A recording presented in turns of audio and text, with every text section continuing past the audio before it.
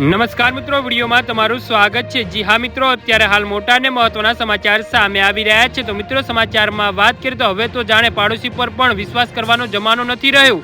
લોકો નાના બાળકોને પણ નથી મૂકતા। ઘરના આંગણામાં રમતી બાળકી સાથે પાડોશીએ શારીરિક અડપલા કર્યાની ઘટના સામે આવી છે। પાનોલીમાં ઘરના આંગણામાં રમતી 10 માસની બાળકી પડોશીનો હવસનો શિકાર બની હતી। પાડોશીએ યુવતીને માર મારી અને તેના પર બળાત્કાર કરવાનો પ્રયાસ કર્યો હતો। યુવતીના પ્રાઇવેટ પાર્ટ પર ગંભીર ઇજાઓ થઈ હતી।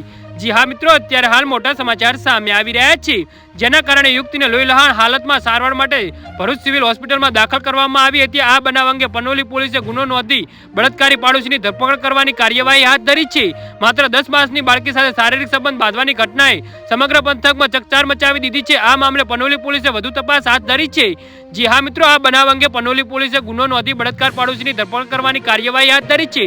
માત્ર 10 માસની બાળકી સાથે શારીરિક સંબંધ બાંધવાની ઘટનાએ સમગ્ર પંથકમાં ચકચાર જગાવી છે। આ મામલે પનોલી પોલીસે વધુ તપાસ હાથ ધરી છે।